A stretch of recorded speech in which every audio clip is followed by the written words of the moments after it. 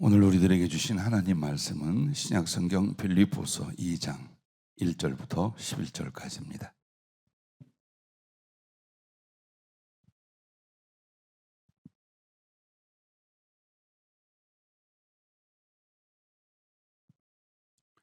신약성경 빌립보서 2장 1절부터 11절까지 함께 봉독하도록 하겠습니다. 그러므로 그리스도 안에 무슨 권면이나 사랑의 무슨 위로나 성령의 무슨 교제나 긍휼이나 자비가 있거든 마음을 같이하여 같은 사랑을 가지고 뜻을 합하며 한 마음을 품어 아무 일에든지 다툼이나 허용으로 하지 말고 오직 겸손한 마음으로 각각 자기보다 남을 낮게 여기고 각각 자기를 돌볼 뿐더러 또한 각각 다른 사람들의 일을 돌보아 나의 기쁨을 충만하게 하라. 너희 안에 이 마음을 품으라. 곧 그리스도 예수의 마음이니 그는 근본 하나님의 본체시나 하나님과 동등됨을 취할 것으로 여기지 아니하시고 오히려 자기를 비워 종의 형체를 가지사 사람들과 같이 되셨고 사람의 모양으로 나타나사 자기를 낮추시고 죽기까지 복종하셨으니 곧 십자가에 죽으심이라. 이러므로 하나님이 그를 지극히 높여 모든 이름 위에 뛰어난 이름을 주사 하늘에 있는 자들과 땅에 있는 자들과 땅 아래에 있는 자들로 모든 무릎을 예수의 이름에 꿇게 하시고 모든 입으로 예수 그리스도를 주라 시인하여 하나님 아버지께 영광을 돌리게 하셨느니라. 아멘.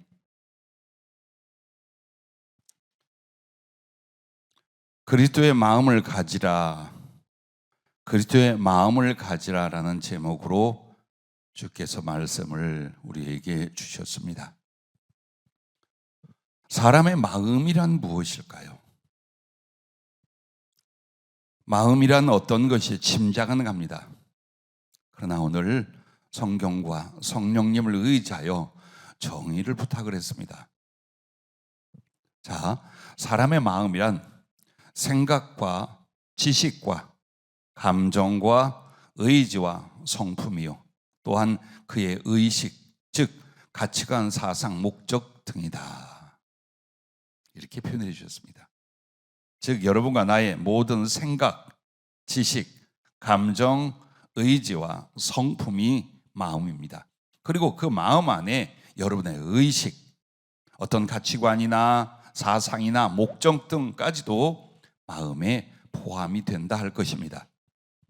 그러면서 이렇게 풀어주셨습니다. 마음은 곧 그 영혼의 형상이며 삶의 근본이며 생명과 복의 원천이며 미래와 영원을 결정하는 기록이다. 자, 설명을 드리면 사람의 마음이란 건 그냥 뇌나 영을 통해 우러나는 감정, 생각 따위가 아니라는 거예요. 마음은 곧 그 영혼의 형상이다. 보이지 않는 그 사람의 본체인 영혼이 어떻게 생겼을까? 어떤 모습일까? 그 사람의 마음을 보면 알 수 있다 그 말입니다. 동시에 삶의 근본이라는 말입니다. 즉 그 사람이 무엇을 행하고 어떻게 살았는가가 무엇에 의하여? 마음에 의하여 그 삶이 이루어지고 영위된다 할 것입니다. 또한 마음이란 생명과 복의 원천이다. 즉 생명을 얻을 것이냐 사망에 이를 것이냐 복을 받을 것이냐 혹은 저주를 받을 것이냐 이것이 바로 사람의 마음으로 말미암아 일어난다는 것입니다. 그리고 특이하게도 이런 표현을 성령이 주셨습니다. 미래와 영원을 결정하는 기록이다. 하나님께서 여러분을 천국에 이르게 하시고 어떤 사람은 천국에 데려가지 않습니다. 또 어떤 사람은 하나님 나라에서 하나님의 지극히 사랑과 영광의 지위에 가게 되고 어떤 사람은 그렇지 못하게 됩니다.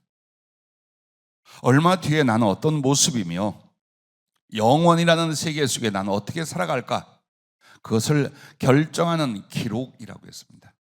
왜 기록이라는 말을 썼을까요? 여러분의 마음에 생각과 행위와 삶이 다 남아있기 때문이라는 거예요. 자, 이토록 우리는 우리의 인생에서 겉 육신도 아니요 그 육체가 요구하는 육체의 소욕적 삶도 아닙니다. 이 땅에서와 하늘의 영혼에서 가장 중요한 것 소중하여 반드시 이루고 가져야 할 것이 뭐냐? 물질이 아니며 애정이 아니며 권세가 아니며 지위가 아닙니다. 바로 그리스도의 마음인 줄로 믿으시기를 바랍니다. 할렐루야. 첫째, 그리스도의 마음은 빌립보서 2장 1절부터 8절까지 이렇게 말씀을 합니다. 그러므로 그리스도 안에 무슨 권면이나 사랑의 무슨 위로나 성령의 무슨 교제나 긍휼이나 자비가 있거든.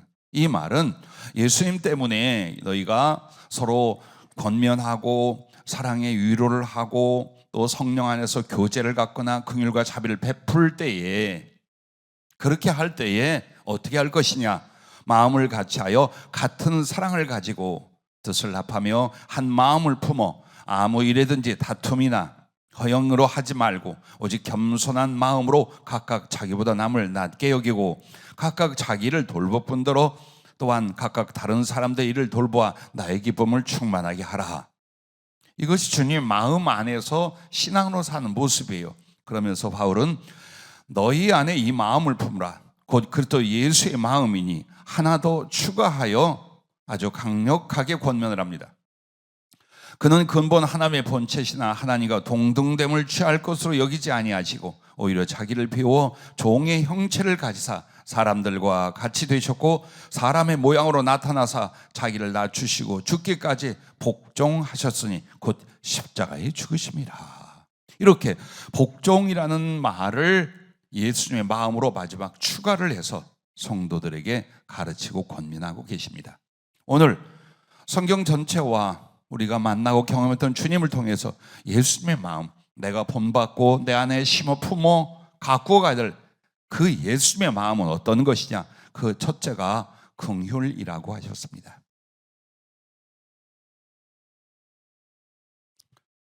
자, 긍휼이라는 것을 성령은 어떻게 풀어주시냐? 다른 이의 처지나 마음을 공감하여 위로하고 돕고자 자비를 베푸는 것이다. 이렇게 표현해 주셨습니다. 즉, 다른 사람들의 그 처지와 마음을 공감하는 일이 먼저랍니다. 그러므로 로마서 12장 15절에 보면 즐거워하는 자들과 함께 즐거워하고 우는 자들과 함께 울라라고 말씀합니다. 이것이 긍휼입니다. 우리는 긍휼이란 아이고 불쌍해, 어떻게 쯧쯧쯧, 아이고 안타까워, 이렇게 아프고 어려운 사람의 슬픔이나 어려움을 공감하는 거라고 생각을 합니다. 그러나 성경은 무엇을 말합니까? 그렇게 남의 처지와 어려움을 같이 아파하는 사람은 남의 행복과 기쁨에도 같은 가슴을 가져줄 수 있다는 것입니다. 이렇게 해서 다른 사람을 보면서 그의 상황, 그의 어려움, 그의 고난 등을 내가 마음으로 함께 느끼고 함께 아파하여 결국 어떻게 됩니까? 위로하고 돕고자 자비를 베풀게 되는 것. 바로 이것입니다. 그래서 고린도전서 12장 26절에도 교회 안에서의 긍휼, 예수님의 긍휼을 성도들이 실천하는 믿음의 형제들 사이는 어때야 되냐? 만일 한 지체가, 즉 교회의 형제들은 같은 몸이라 이 말이에요. 팔과 다리와 가슴과 머리와 같이 한 몸이에요. 그러므로 그 몸의 한 지체가 고통을 받으면 넌 아프냐? 나는 괜찮은데 라고 하겠느냐 이 말이에요. 모든 지체가 함께 고통을 받고 한 지체가 영광을 얻으면 모든 지체가 함께 즐거워하느니라. 이것이 긍휼이고 공감입니다.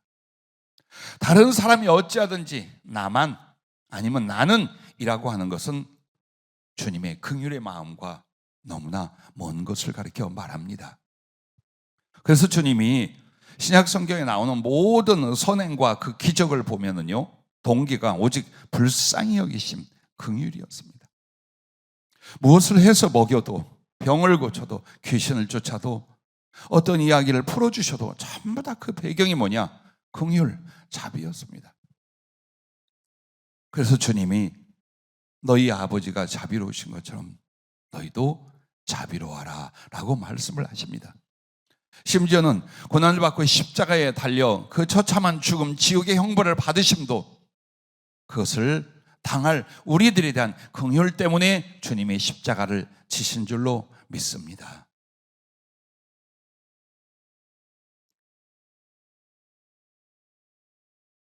조심스러운 이야기를 하나 들려드리려고 합니다. 저는 한 번의 꿈, 한 편의 동화를 여러분에게 소개하려고 합니다. 얼마 전 비 오는 밤이었습니다. 비를 맞고 비틀거리며 길가로 나온 새끼 고양이를 급히 교회로 데려오게 되었습니다. 다음날 소식을 듣고 아기 고양이를 내게 데려오게 했는데, 이 아이는 병원에 가니 3, 4주밖에 되지 않았는데 심한 탈수와 주림으로 생존이 어렵다고 진단을 받았습니다. 하룻밤을 온통 이 아기 고양이를 치유하고 살려보려고 모든 마음을 다해 돌보고 기도해 주었습니다. 뜬 눈으로 아침이 되고 해가 밝아옵니다. 그 아기 고양이는 지친 듯 몸이 느려지고 힘을 다해 울던 소리가 점점 작아지기 시작했습니다. 물도 이유식도 더 먹질 못했습니다. 이름을 지어주고자 주님께 여쭈었어요. 나사로라고 해주셨습니다. 아기 고양이를 돌보던 우리는 모두 죽었어도 살려주던 나사로, 그러면 주님이 이 아기 고양이를 살려주시라는 희망과 기쁨을 갖고 나사로라 열심히 불렀습니다. 그런데 이 새끼 고양이 나사로가 힘에 붙이는 것 같게 옆으로 뉘우고 수건으로 입을 덮어주었습니다. 나사로는 숨을 몇 번 입을 열어 쉬더니 조용해졌습니다. 함께 누워서 눈을 마주치며 응원하는 나는 그만 가슴이 철렁했습니다. 더 이상 쉬는 소리도 들먹거리며 숨쉬던 가슴도 조용하게 멈췄습니다. 다급해서 아가 나사로 하고 불렀습니다. 나사로는 그렇게 두렵고 아픈 슬픈 생을 마감하게 되었습니다. 눈을 감지 못한 채 나를 바라보고 있었습니다. 눈물이 고여 빛나는 초록색 눈동자는 쉬고 있는 것이지 죽은 것 같지 않아서 한참을 가슴에 안고 흔들고 만지며 불러보았습니다. 나사로, 아가, 너 괜찮지? 자, 숨 쉬고 움직여봐. 그러나 이내 몸은 식고 굳어갔습니다. 난 어쩔 줄 모르고 끌어안고 울었습니다. 아가 미안해. 널 살려주지 못해서 정말 미안해.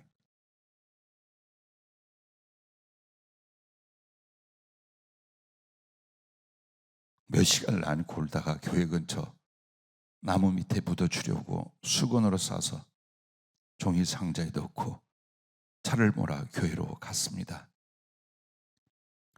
가는 동안 다시 그 상자 뚜껑을 열었습니다. 갓난아이처럼 수건에 싸서 누워있는 나사로는 여전히 푸른 눈을 뜨고 있었습니다. 한 손으로 나사로의 가슴을, 머리를 만지며 아가 일어나봐 계속 울며 불렀습니다. 새끼손가락보다 더 작은 손을 만지면서 손 사이로 발톱이 좀 움직이기를 간절히 바랬습니다. 자식을 보내듯 하룻밤 정이었건만 그렇게 아플 수가 없어 거히거히 흐느끼며 나사로의 손을 꼭 잡고 교회까지 갔습니다. 그때 갑자기 내 머리 위쪽 우측 하늘에 크고 통통한 꼭 호랑이 새끼 같은 나사로가 목에는 하얀 냅킨을 두르고 양손에 하얀 포크와 스푼을 들고서 여러 그릇에 담긴 먹을 것을 맛있게 배불리 먹고 있었습니다. 그리고 충격적인 말을 했습니다. 아빠. 깜짝 놀랐습니다. 나를 보고 아빠라 부르며 기쁨으로 이런 이야기를 들려주었습니다. 나를 위해 울지 마요. 슬퍼하지 마세요. 난 아빠와 성도님들에게 받은 하루의 사랑으로 예수님께 오게 되었습니다. 나는 태어나 엄마 젖을 물어보고 곧 엄마를 잃게 되어 먹지도 마시지도 못하고 2주를 헤매며 줄이다가 죽어갈 때 너무나 배고프고 아프고 무서웠어요. 그런데 그때 아빠랑 엄마랑 나를 정성껏 돌봐주고 사랑해 주심을 예수님께서 보시고 날 데려오셔서 다시 눈물도 아픔도 주림도 두려움도 죽음도 없는 이곳에 있게 해주셨어요. 정말 고마워요. 내게 진심으로 사랑을 준 분이 내 아빠고 또 엄마들입니다. 그 환상의 만남을 인하여 난 더욱 통곡하며 흐느낄 때에 주님이 말씀하셨습니다. 아들아, 네가 버려진 새끼 고양이 한 마리를 그렇게 불쌍히 여김을 보았노라. 이제 내가 네게 이를 것이 있느니라. 하룻밤 아끼고 돌본 짐승을 인하여 그렇게 불쌍히 여기고 아낀다면 난 너를 얼마나 불쌍히 여기고 사랑하겠느냐.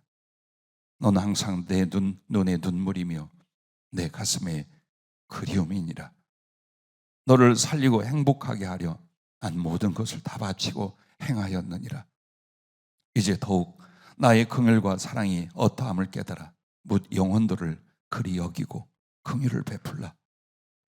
복음을 전하여 살리려 하라. 내가 그들 또한 어떻게 불쌍히 여겨 구원하려 하는지 너희는 더 깊이 느껴야 하고 깨달아 행하거라 라고 하셨습니다. 이젠 주님의 가슴이 더욱 느껴져 끝도 없이 울고 말았습니다. 결국 아기 고양이는 다시 살아난 나사로가 아니라 긍휼이 없고 자비가 없어 병들고 굶어 죽은 부잣집 문 앞에 거지 나사로의 의미와 사연을 가진 이름으로 주께서 주신 이름이었습니다. 굶주림으로 병들어 죽어가던 나사로가 곧 나 자신이었습니다. 그 나사로를 살리려 대신 나사로가 되셨던 주님이십니다. 이젠 우리가 구원하고 돌보아야 할 나사로를 찾아갑시다. 우리의 작은 정성과 사랑으로 외로움과 슬픔, 궁핍과 질고 속에 죽어가던 나사로들을 부활의 나사로들이 되게 하여 주실 것입니다. 주님의 긍휼, 주님의 마음을 나에게 더 부어 주시옵소서. 아멘.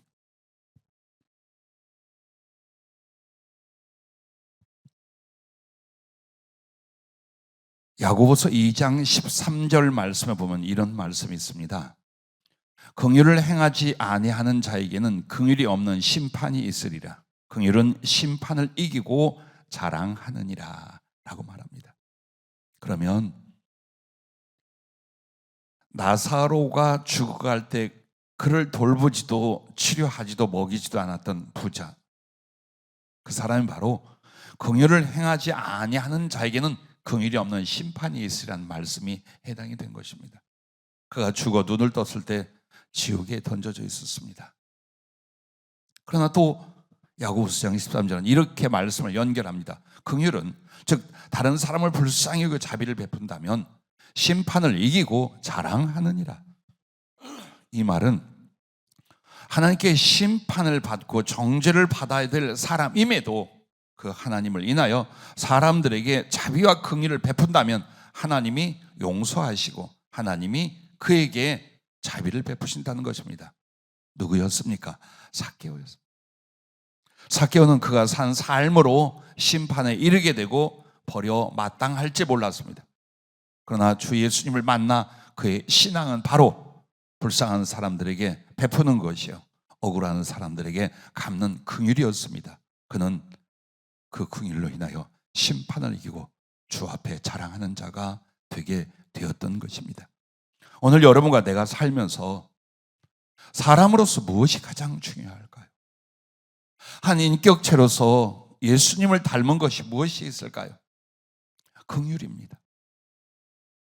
다른 사람을 보면서 함께 아파하고 불쌍히 여기고 안쓰러워합니다. 다른 사람의 허물과 죄를 보는 것이 아니라 그의 아픔과 어려움을 보는 눈입니다. 그래서 어떻게든 도우려 하고 이해하려 하고 나누려고 하는 바로 이 착한 마음입니다. 이것이 바로 예수님의 마음입니다. 오늘 여러분과 나에게 이 긍휼, 이 마음이 얼마나 중요한가? 구원의 조건, 하나님 나라에 들어오는 조건이 하나님께 긍휼을 얻었기에 다른 사람들에게 긍휼을 베푸는 바로 이 마음에 있다라고 말씀하신 것입니다. 그렇습니다. 하룻밤 죽어가는 새끼 고양이를 살려보려고 몸부림을 쳤다가 정말로 말할 수 없는 슬픔과 아픔을 겪었는데 주님의 교훈은 고양이 이야기를 나로 하게 하려는 것이 아니었습니다. 정말 긍휼이 무엇인지, 그렇다면 주님이 여러분과 나에게 베풀어 주시는 그 긍휼과 자비를 인하여 우리는 형제와 이웃과 또 나사로 같이 불쌍하고 어렵고 힘겨운 사람들을 찾아갈 수 있는 주님의 마음, 그것을 갖기를 주님의 이름으로 축복합니다. 두 번째로 그리스도의 마음은 용서라고 하셨습니다. 에베소 2장 14절부터 18절까지 말씀을 보면 이런 말씀이 있어요. 그는 우리의 화평이신지라 둘로 하나를 만드사 원수된 것 곧 중간에 막힌 담을 자기 육체로 허시고 법조문으로 된 계명의 율법을 폐하셨으니 이는 이 둘로 자기 안에서 한 세 사람을 지어 화평하게 하시고 또 십자가로 이 둘을 한 몸으로 하나님과 화목하게 하려 하심이라. 원수된 것을 십자가로 소멸하시고 또 오셔서 먼 데 있는 너희에게 평안을 전하시고 가까운 데 있는 자들에게 평안을 전하셨으니 이는 그로 말미암아 우리 둘이 한 성령 안에서 아버지께 나아감을 얻게 하려 하심이라. 아멘. 이 말은 먼저 유대인들 그리스도인과 이방에서 부름을 받은 그리스도인들을 말합니다. 당시 유대인들 개념의 이방인은 개요 사람이 아니었습니다. 절대로 가까이 할 존재가 아니었습니다. 그래서 어쩌면 꼭 원수같이 저쪽은 침략하고 이쪽은 배척하고 그렇게 했습니다. 그러나 이제는 이방인과 유대인 이 둘 사이에 원수간 사이를 그리스도께서 십자가의 피로 말미암아 씻어 화목을 이루셨다. 그것은 원수되었던 하나님과 죄인 사이에 예수님의 십자가를 인하여 그 원수된 것을 십자가로 소멸하시고 하나님과 화목하게 만드신 것처럼 이제 우리가 다른 사람들과의 화목을 무엇으로 이루느냐? 그리스도의 용서. 바로 그것입니다. 여러분은 억울해 할 것입니다. 여러분은 분노해야 할 것입니다. 그리고 복수를 생각하기도 할 것이며 때로는 사람을 저주하게 될 것입니다. 나한테 이렇게 할 수가 있어. 어떻게 저 따위로 살아? 이것이 사람이냐? 저것은 항상 이래. 서운함과 불만 그리고 다툼과 원한까지 만들 수 있습니다. 그러나 이때에 우리는 용서라는 예수님의 마음을 본받는 것입니다. 용서가 무엇입니까? 주님께 물었습니다. 그때 이런 말씀을 주셨습니다. 너의 지은 죄와 허물보다 네가 더 소중하기 때문이다. 왜 용서를 하셨는가를 보라. 나와 여러분을 왜 하나님은 용서하실까요? 우리가 지은 죄와 허물, 그래서 그것으로 인한 주님께 드린 피해나 그분의 분노나 마땅히 심판하고 보복할 그런 것보다 내가 더 소중했기 때문에 너를 용서할 수 있었다. 그게 주님의 마음이랍니다. 우리도 그렇습니다. 가족이나 친한 교우들 사이에 서운하거나 오해나 실제로 다툼이나 손실을 유발하는 일이 있을 수 있습니다. 그로 말미암아 마음속에 분노나 원한이 생기고 관계가 다 부서집니다. 주님은 부서진 관계, 원한과 원수의 관계를 십자가의 피로 소멸하고 화목하고 평안하여 사랑으로 나아가도록 하셨습니다. 오늘 그렇습니다. 우리 주님께서 우리를 용서해 주심으로 말미암아 그 용서는 사랑할 수 있는 기회를 갖고 주는 것이랍니다. 왜 용서하느냐? 저의 허물과 잘못과 내가 겪은 아픔이나 피해보다 저 영혼이 더욱 소중해. 그래서 나는 주 안에서 저 영혼과 화목하여 사랑을 이루어야 돼. 이것이 용서의 근본이랍니다. 그냥 내가 용서해 주지, 내가 더 이상 화내지 말지, 이게 아니에요. 사랑이라는 하나님 아버지께 나아가는 거룩한 목적을 위하여 화목해야 사랑할 수 있습니다. 그래서 그 화목을 위하여 예수님의 십자가 피를 의지하여 용서하는 것입니다. 아니, 때로는 용서를 구하는 것입니다. 독해지지 마십시오. 냉정하지 마십시오. 바로 여러분 안에는 행여 실수와 허물과 잘못이 있는 많은 사람들과 가까운 사람들에게 얼마든지 너그러이 용서하여 화평을 사랑하고 하나님 아버지께 나아가는 그 사랑을 이루기 위하여 내가 사랑할 수 있는 기회를 갖고 그를 사랑할 수 있는 기회를 그에게 주는 것, 그것이 바로 용서의 마음이라고 하셨습니다. 마가라는 젊은 사역자가 노 사도 바나바와 바울을 따라서 선교지로 갔습니다. 고통과 위험, 주림과 피곤함, 너무나 많은 어려움들이 있었습니다. 곱게 자라고 넉넉하게 자란 마가는 그 고통과 고난을 견디지 못하여 아버지 같은 두 사도를 팽개치고 돌아가 버립니다. 예루살렘으로. 그 뒤에 다시 사역지를 돌아보고자 바울이 떠날 때에 바나바는 이 마가를 기회를 주자, 우리와의 관계와 주를 섬겨 충성할 수 있는 기회를 주자 하고 그를 용서한 마음으로 데리고 가려고 합니다. 바울 대노했습니다. 절대로 안 된다 했습니다. 한국 속담으로는 내 눈에 흙이 들어가도 안 된다고 했을지 모릅니다. 한쪽은 용서를 하자, 한쪽은 절대로 안 된다. 결국 두 사도가 심히 다투어서 바나바는 마가를 데리고 구브로로, 바울은 신라를 택하여 소아시아 지역으로 갔습니다. 그리고 그걸로 끝났습니다. 다시는 바나바가 성경에 누구의 이름에도 언급이 되지 않습니다. 왜? 거기서 복음을 전하다가 순교를 했어요. 그러나 이 바나바의 긍휼과 용서를 받은 마가는 결국 일어났고 충성된 하나님의 용사가 됩니다. 세월이 지난 뒤에 바울은 여러 사람에게 마가를 칭찬하고 자랑합니다. 그리고 자기에게 너무나 필요한 사람으로 그 마가를 모시고 오도록 초청을 하기도 합니다. 그렇습니다. 사람에게는 실수나 허물, 오해나 갈등이 있을 수 있습니다. 그러나 여러분은 심판자가 되지 마십시오. 보복자가 되지 마십시오. 주님이 내게 긍휼 속에 용서를 주신 것처럼 말도 안 해도 됩니다. 행동으로 안 해도 됩니다. 내 가슴에서 이미 그 사람을 용서하십시오. 왜? 그의 허물과 잘못과 내가 입은 피해보다 그 영혼이 주 앞에서 소중하기 때문입니다. 그래서 화평을 사랑하십시오. 그 화평으로 말미암아 하나님한테서 사랑하는 아름다운 열매를 위하여 여러분은 기꺼이 용납하고 용서하는 예수님의 마음을 가질 수 있기를 주의 이름으로 축복합니다. 세 번째로 그리스도의 마음은 대속이라고 하셨습니다.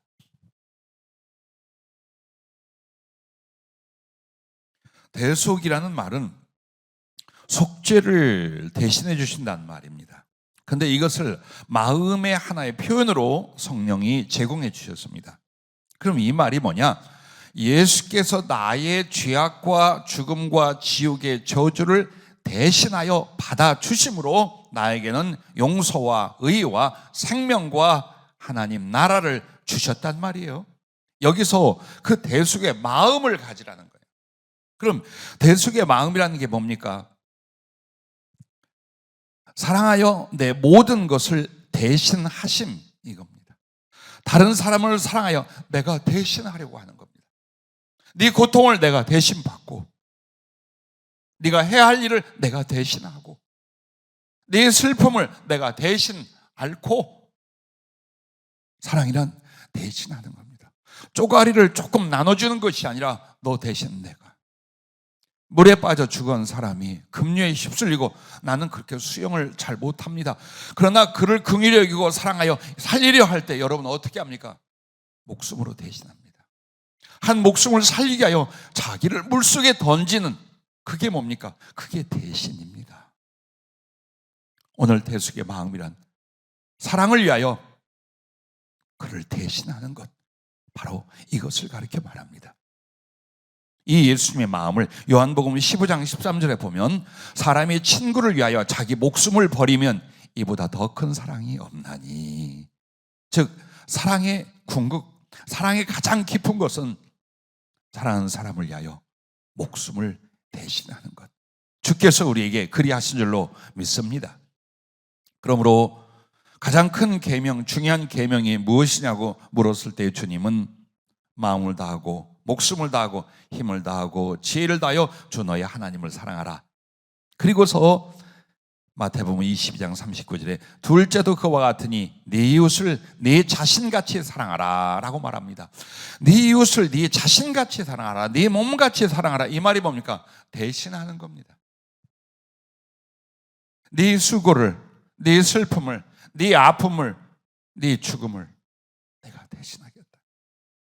그게 바로 대속 대신하는 마음, 예수님의 마음이라고 했습니다.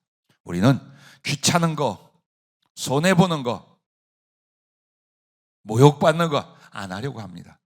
차라리 내가 쉬고 고생은 너도 좀 해라. 그래서 네가 못나서 겪는 슬픔과 고통이니 어찌하겠느냐. 내가 살아서 더 많은 하나님의 일을 할 터니 이번에는 너를 위해, 너희를 위해 내가 죽을 수는 없다. 여러 가지 생각과 사상과 삶이 있었을 거예요. 그런데 바로 예수님의 마음, 이 대속의 마음이란 뭡니까? 그 자리에서 그 하나님의 사랑에 강권하심을 받아 내가 저 사람을 대신하여, 내가 저 형제를 대신하여 많이 피곤하고 아프고 힘든 그가 수고하려 할 때 내가 할게. 여기 좀 앉아. 얼마나 아름답고 예쁜 마음입니까? 그것이 주님의 마음. 우리는 한평생 무엇을 만들어 오셨습니까? 무엇을 위해서 전심전력했습니까? 오늘 성령으로 주님은 마음이라 했습니다. 그런데 그 마음의 목표와 비전이 바로 예수 그리스도의 마음, 그것을 내 안에 심고 내 안에 갖는 이것인 줄로 믿습니다. 그래서 우리 주님께서 나를 대신해 주셨어요. 내 모든 것을 대신해 주심으로 나의 죄사함이 되고 나의 의가 되시고 나의 생명이 되시고 나의 나라가 되어 주신 줄로 믿습니다. 그리고 주님은 여전히 나를 대신하여 보혜사로 혹은 나를 위한 사랑의 종으로 함께 계시는 것을 잊지 마시기를 바랍니다. 자, 네 번째, 예수님의 마음은 기뻐함이라고 하셨습니다. 기쁨 혹은 기뻐함입니다. 기쁨이라고 독립된 단어는 우리가 기뻐하는 증상과 상황을 말한다. 기뻐함은 대상을 인하여 혹은 사랑을 인하여 기쁨을 갖는 그것을 가리켜 말을 하겠죠. 자, 요한복음 15장 11절을 보면 내가 이것을 너희에게 이름은 내 기쁨이 너희 안에 있어 너희 기쁨을 충만하게 하려 함이라 라고 말합니다. 주님이 이르신 모든 말씀과 그 구속의 행위와 거룩한 희생은 바로 당신 안에 있는 이 하늘로부터 영원한 기쁨, 이것을 너희에게 주기 위함이라 라고 말합니다. 그러면 주님이 우리를 기뻐하시다, 그게 뭔가 물었습니다. 그것은 나를 사랑하사 즐거워하시고 사모하시어 자원하여 모든 것을 나와 함께 하심, 이것이 바로 나를 기뻐하는 주님이랍니다. 그렇다면 우리 안에 기쁨이란 즐거워, 주님 때문에 기뻐, 상황 때문에 기뻐, 잘 돼서 기뻐할 수도 있어요. 그러나 여기서 기뻐하는 마음이란 사람을 기뻐하는 거예요. 사람. 얼마나 잘못 살았는지 한번 우리는 느낄 거예요. 말씀 앞에서. 사람은 판단이나 미움이나 이용의 대상이 아니에요. 기뻐할 대상이에요. 그게 예수님의 마음이에요. 그래서 여러분이 기뻐하는 것, 사람을 좋아하고 기뻐하는 것, 이미 사랑이 품어지고 형성이 됐다는 뜻이에요. 그래서 그를 사랑하기 때문에 내가 그 사람을 즐거워하는 거예요.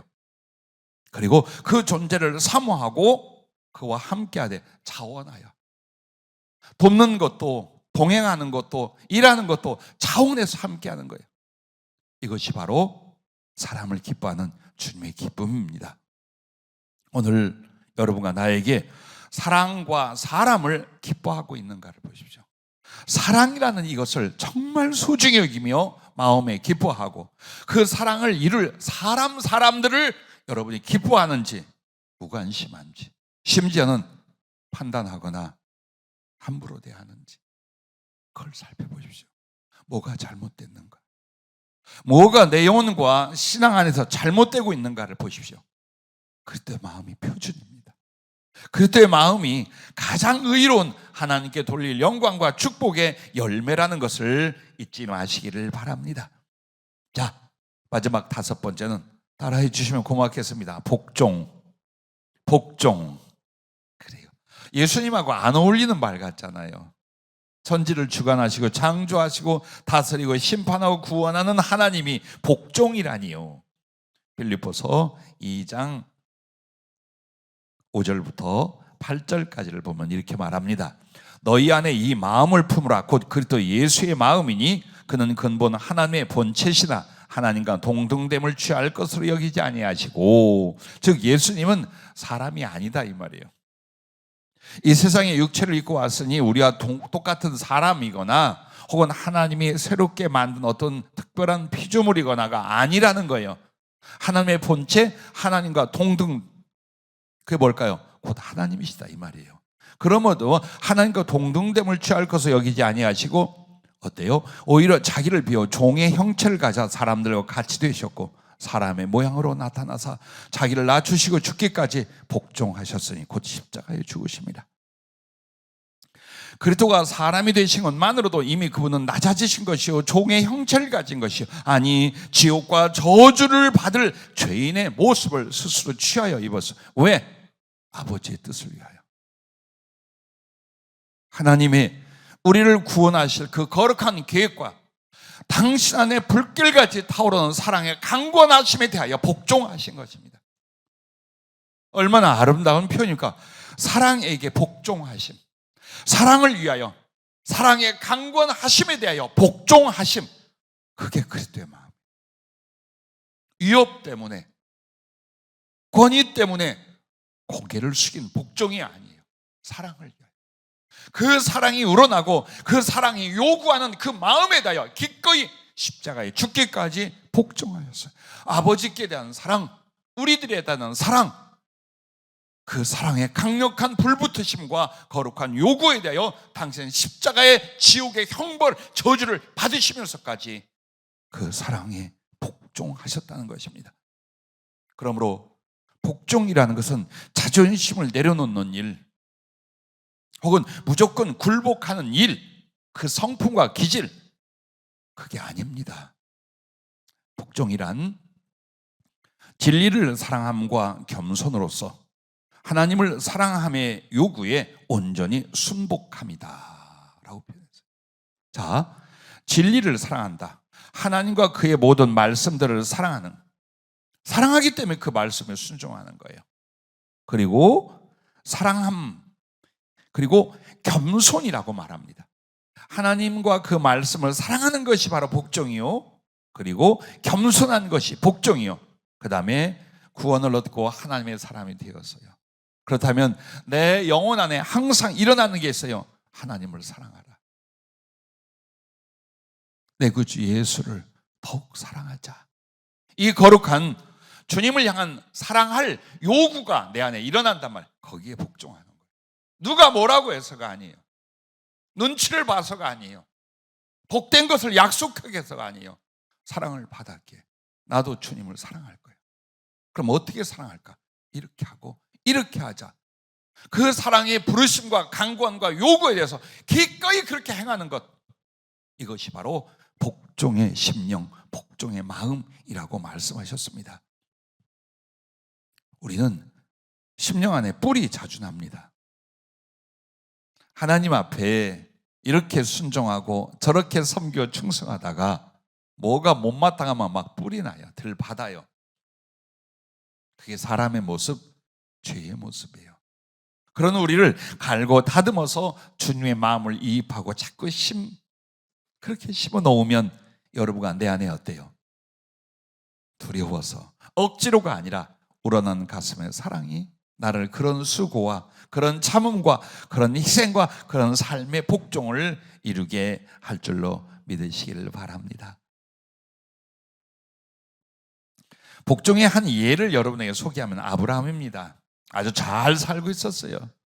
갈대아 우르 지역에서 그는 문명과 그리고 많은 좋은 것들을 경험하고 누리고 많은 재산과 사랑하는 사람들을 가지고 있었습니다. 행복했습니다. 아주 다복했습니다.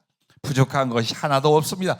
그런데 하필이면 어려서부터 경외하는 하나님이 너 탈탈 털고 여기 떠나라 라고 하셨어요. 그냥 가라는, 수천 킬로미터 떨어져 있는 산을 넘고 강을 건너고 사막과 광야 모든 위험과 어려움을 극복하며 가나안 땅을 향하여 가게 하십니다. 그런데 갈 바를 모르고 말씀을 쫓아 갔더라. 이것이 복종이에요. 왜? 그 하나님을 사랑해. 그리고 그 하나님이 나를 사랑하심을 내가 알아. 그러므로 그가 나를 모든 걸 내려놓고 이를 떠나가라라고 할 때에 이것이 하나님을 경외하고 사랑하는 것이에요. 그래서 복종합니다. 세월이 흘러 100세에 낳은 아들이 10대가 됐습니다. 눈에 넣어도 아프지 않을 모든 사랑과 꿈과 기대입니다. 아브라함은 자기 자신보다 더 소중한 이삭을 키우고 있었습니다. 하나님이 그를 시험하시며 내놔, 번제물로 바쳐라. 짐승을 잡듯이 잡아가지고 불에 태우는 거예요. 번제물로 바쳐봐라 했습니다. 자, 여기에서 그의 영혼 속에 강력한 울림이 있었습니다. 주신 자도 하나님, 취하실 자도 하나님. 주셨으니 행여 죽으면 부활로 돌려주시니. 그리고 무엇보다도 나는 내 자식과 나 자신보다 하나님을 더 사랑해야 돼. 이 사랑의 요구와 강권에 대하여 복종하여 자식을 제물로 바치려고 실제로 실행으로 들어갑니다. 자, 이게 복종이에요.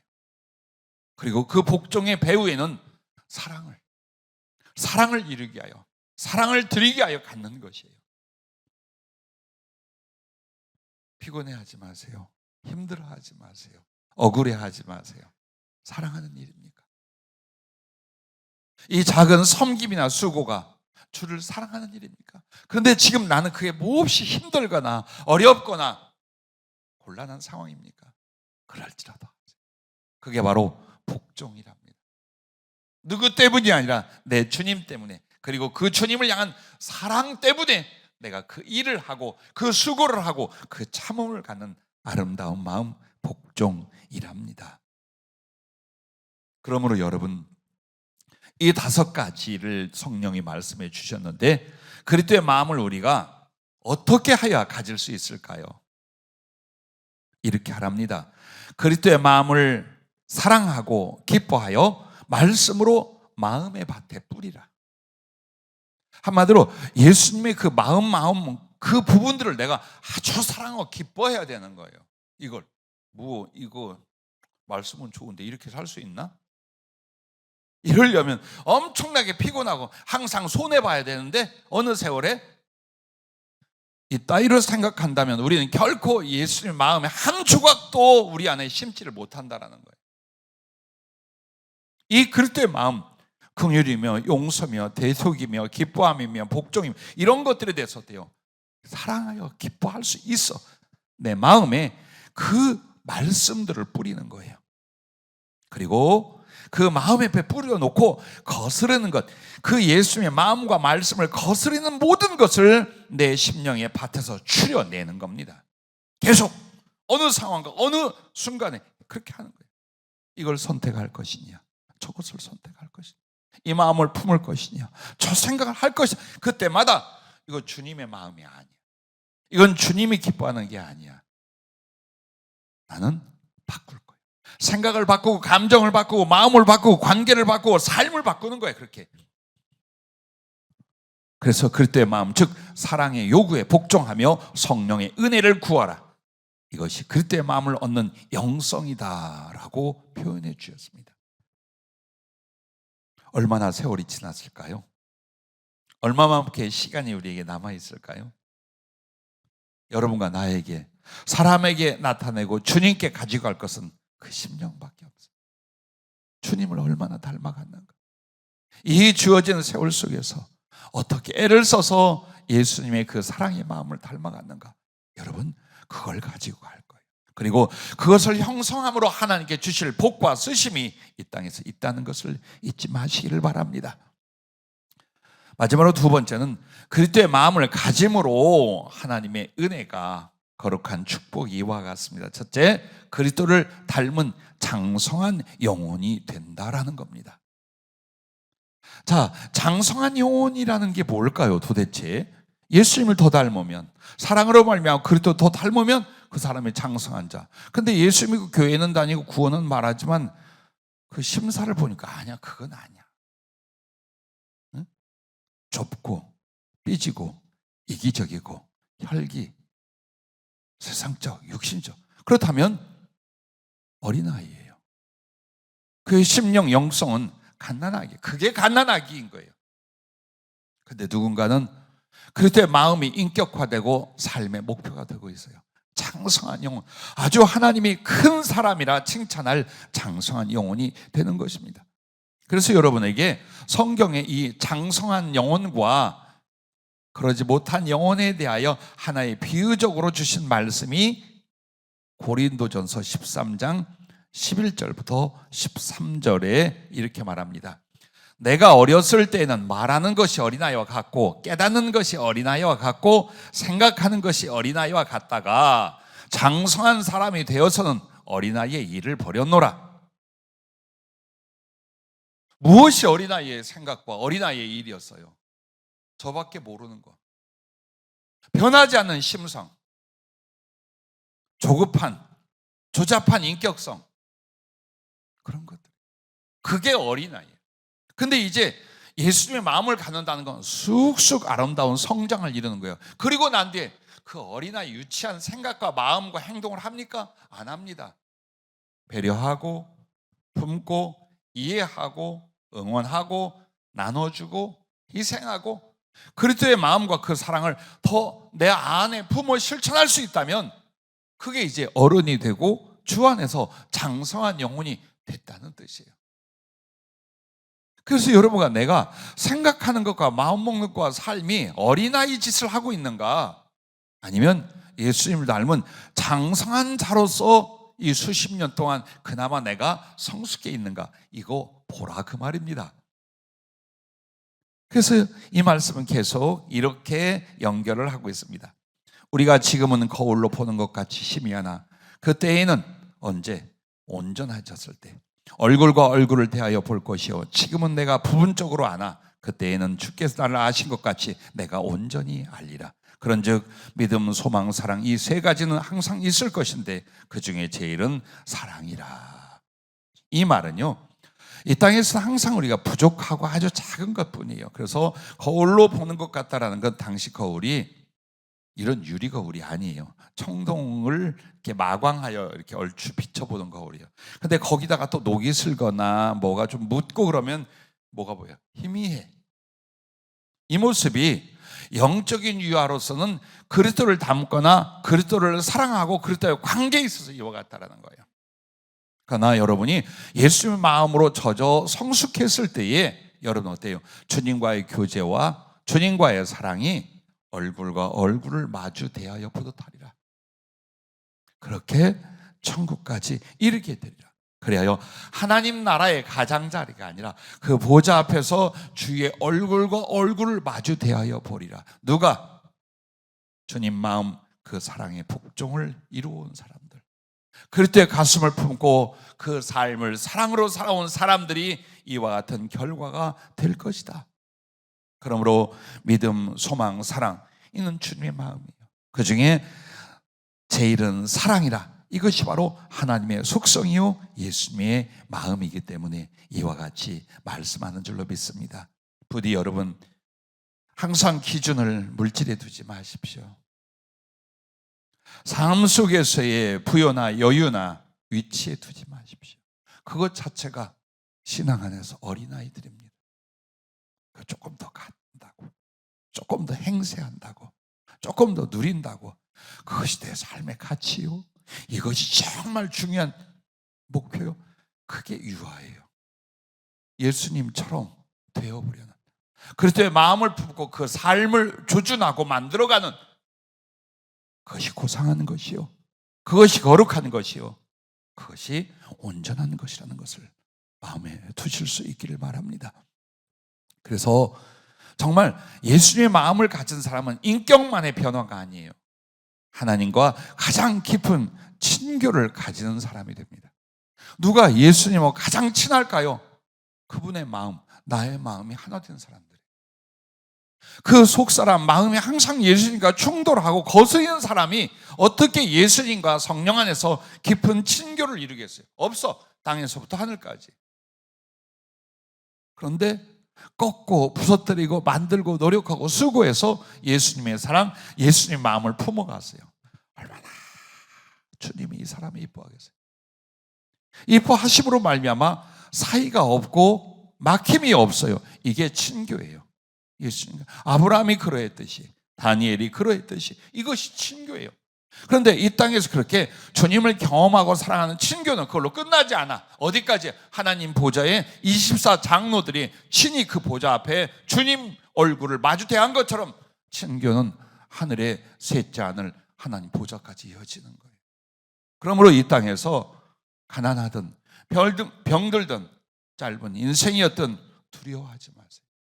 물론 추가적으로 부요하고 장수하고 강건하면 더 좋겠죠. 그러나 여러분과 내가 사모하며 두려워야 될 건 내 마음이, 내 삶과 내 생각과 모든 걸 동원한 나의 마음이 주님을 닮아가고 있는지, 쓸데없는 것으로 몰두하고 있는지, 그래서 소멸되고 있는 영혼인지 장성하는 심령인지를 생각하셔야 될 줄로 믿습니다. 자, 이렇게 그리스도의 마음을 우리 안에 품어 가져갈수록 두 번째, 주 안에서 가장 행복한 삶이 된다라고 하셨습니다. 사도 바울은 빌립보서 2장 4절 말씀에 보면은 이렇게 말합니다. 나의 기쁨을 충만하게 하라. 즉 한마디로 자기 안에는 기쁨이 있는데 당신들이 서로 사랑함으로 말미암아 나의 기쁨이 충만케 하라. 그렇게 하면서 17절, 18절에도 이 기쁨의 남자, 기쁨의 사도는 이렇게 말합니다. 만일 너희 믿음의 재물과 섬김 위에 내가 나를 전제로 들을지라도, 이건 순교를 말하는 거예요. 나는 기뻐하고 너희 무리와 함께 기뻐하리니 이와 같이 너희도 기뻐하고 나와 함께 기뻐. 어떻게 감옥 속에서 그럴 수 있을까요? 늙어가는 몸으로 그럴 수 있을까요? 고문을 당하면 모든 걸 빼앗기고 이제 처참한 죽음 앞에 있는데도 견딜 수 없는 기쁨과 평안과 소망과 사랑이 어떻게 가득할까요? 하나님 주시는 행복이에요. 성령이 주시는 기쁨이에요. 그러면 누가 이렇게 하나님 주시는 행복을 누리겠습니까? 그리스도의 마음을 품은 사람, 그리스도의 마음으로 살아가는 사람, 그 사람이라 그것입니다. 여러분, 하나님은 기쁨이셔요. 영원한 기쁨이셔요. 그럼 왜 하나님은 영원한 기쁨일까요? 모든 것을 다 가져서가 아니라 모든 것을 다 사랑하시기 때문이라고 말씀하셨어요. 그렇습니다. 내가 모든 걸 가져서 행복한 게 아니에요. 모든 것을 사랑할 수 있기 때문에 행복합니다. 그래서 진정 그리스도의 마음이란 여러분과 나에게 있어서 극기나 고초를 가리켜 말하지 않아요. 그렇게 해서 갖는 게 아니에요. 행복해요. 거룩한 은혜와 보름과 기쁨을 갖게 해주시는. 그러므로 여러분, 주님의 마음을 품고 닮아갈수록 여러분에겐 성령이 주신 기쁨이 임합니다. 주님과의 친교가 깊어집니다. 사랑으로 말미암은 영혼의 만족이 임하고 인격 관계의 아름다움을 여러분 들을 것입니다. 인격 관계의 아름다움을 다른 말로 하면 삶의 보람이라고 하는 것입니다. 그래서 행복해지는 거예요. 뒤에는 하나님이 응원하고 다 어깨에 손을 꽂고 동행하고 계셔. 앞엔 천국의 영광이 있어요. 그리고 오늘 나는 그리스도의 가슴을 품고 사랑할 수 있어요. 그것이 여러분과 나의 영혼의 근본 행복이라고 말씀하셨습니다. 자, 세 번째는 사랑의 금그릇으로 쓰신다는 겁니다. 누구를? 그리스도의 마음을 가진 사람을. 종재기는 무엇이고 나무나 질그릇은 무엇이며 누군가는 큰 그릇이요 누군가는 금그릇이라고 말하는데 무엇을 기준으로 할까요? 주님의 마음을 닮았느냐, 주님의 마음과 뚝 동떨어져 있느냐, 이걸 가르쳐 말하고 있는 것입니다. 오늘 함께 읽었던 빌립보서 2장 1절부터 11절까지 전체를 보면 정말 하나님 앞에 사랑의 금그릇이 무엇인가로 말합니다. 그런데 여러분, 여러분과 내가 잘 아는 이 빌립보서 2장 9절부터 11절을 보면 십자가의 죽으심으로 복종하셨어요. 그러므로 하나님이 예수님을 어떻게 했느냐? 이름으로 하나님이 그를 지극히 높여 모든 이름 위에 뛰어난 이름을 주사 하늘에 있는 자들과 땅에 있는 자들과 땅 아래에 있는 자들로 모든 무릎을 예수의 이름에 꿇게 하시고 모든 입으로 예수 그리스도를 주라 시인하여 하나님 아버지께 영광을 돌리게 하셨느니라. 아멘. 그리스도의 이 마음, 이 사랑의 가슴과 복종을 통하여 하나님 아버지가 그를 구주로 쓰셨고 많은 사람들이 하나님의 사랑과 강권에 복종하여 예수님을 주라 시인하고 아버지께는 영광을 돌리는 하나님의 쓰심, 하나님께 돌리는 영광의 충성을 이루셨다라고 결론을 짓고 있어요. 그러면 우리도 예수님처럼 하나님이 그의 영광을 위하여 이 땅에서 당신의 거룩한 계획과 뜻을 위하여 쓰시는데 나무나 질그릇 따위가 아니라 종재기 따위가 아니라 큰 금그릇으로 누구를 쓰느냐? 그리스도의 마음을 가진 사람들, 그리스도의 마음을 소중히 여겨 품고 그렇게 살아가는 사람들이라는 것을 잊지 마시길 바랍니다. 조금 늦어지면 어때요? 조금 덜 가지면 어때요? 조금 더 고생을 하시면 어때요? 너무 거기에 매달리지 마라. 하나님의 위로나 하나님의 쓰심이 오늘 나의 부요나 일에 성취에 있다고 자꾸 생각하지 마. 그렇지 않아요.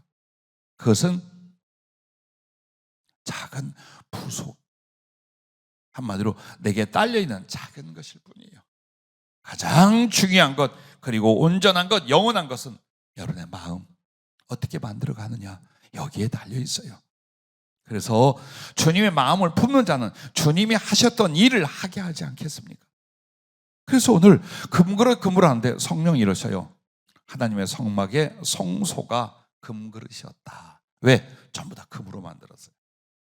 그래서 거기서 주는 교훈이 있어요. 하나님이 임재하십니다. 항상 함께 하십니다. 그래서 하나님이 보호하시고 인도하시고 승리하게 하십니다. 퍼주고 나눠주는 그 금그릇이 바로 하나님의 성전이었습니다.